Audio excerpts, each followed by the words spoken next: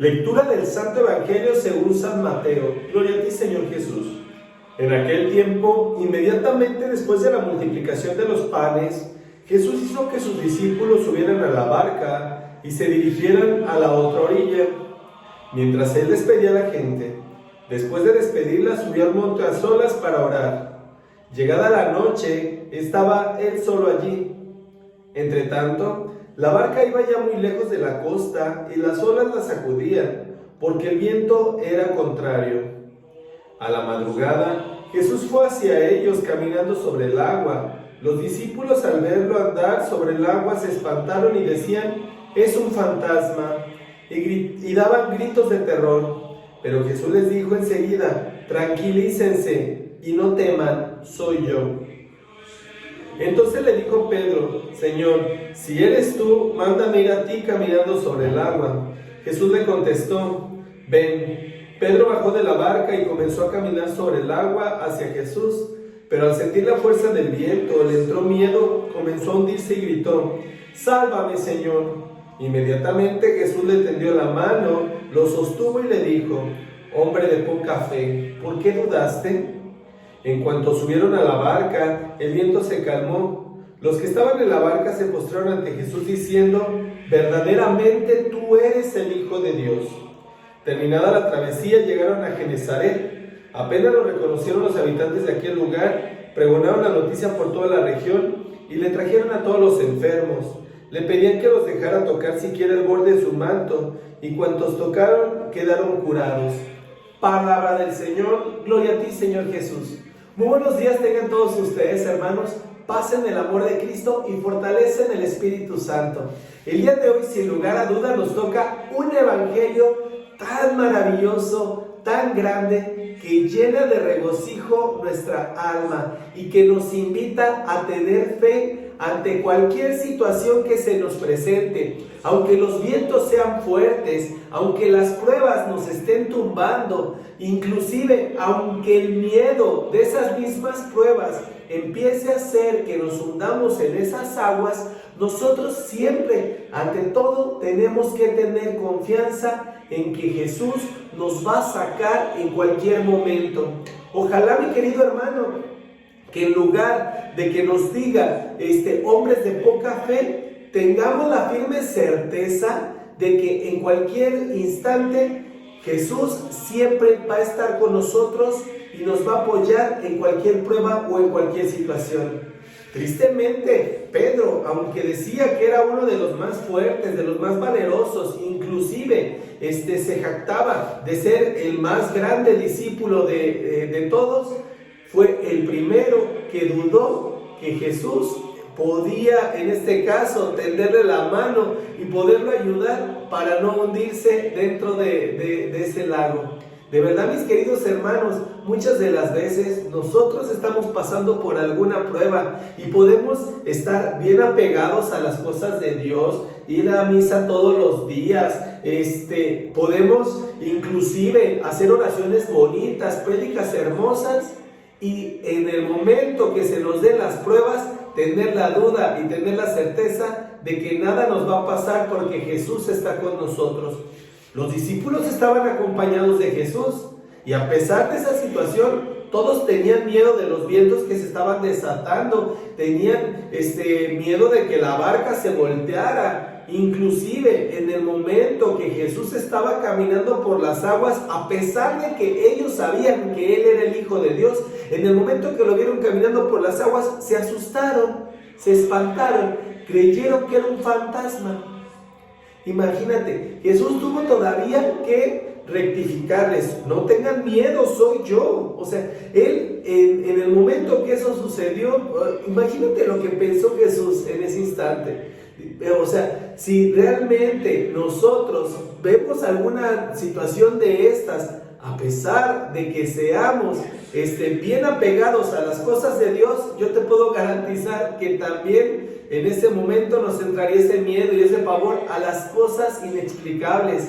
Y créeme, tenemos que dejarle a Dios ser Dios y tenemos que dejarle a Jesús que de verdad Él haga las cosas maravillosas que ya hace. Si en algún momento nosotros podemos ser testigos de un milagro, en lugar de sentir miedo, debemos dar gloria a Dios y debemos darnos cuenta de que Él, en el momento que decide, rompe los vientos, para todo, inclusive con un chasquido puede destruir absolutamente todo o arreglar absolutamente todo. Y te preguntarás en este momento, entonces, si eso es, ¿por qué no acaba con las guerras? ¿Por qué no acaba con la pandemia? ¿Por qué no acaba con todas las situaciones de violencia que se están desatando? Porque esas cosas no tienen nada que ver con Dios. Esas cosas se maquilan en lo más profundo del corazón del ser humano. Así como en el ser humano existe el bien, y ese bien puede hacer cosas maravillosas cuando vas conectado de la mano de Dios, también existe el mal, y ahí también se maquilan todos esos malos instintos. Porque recuerda, mi querido hermano,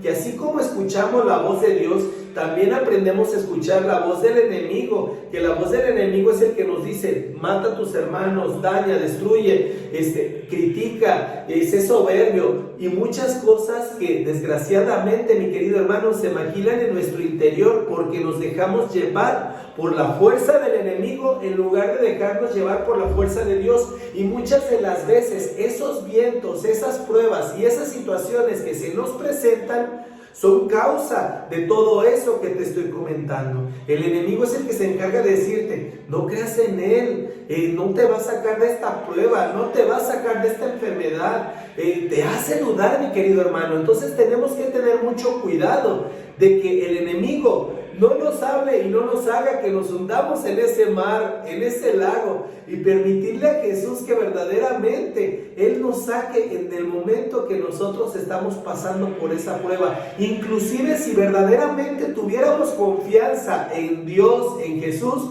no nos hundiríamos en ese mar, sino todo lo contrario, seguiríamos caminando derechitos y tendríamos ese grado de confianza, esa confianza que nos va a permitir llegar hasta Jesús y de verdad comportarnos como verdaderos hijos de Dios.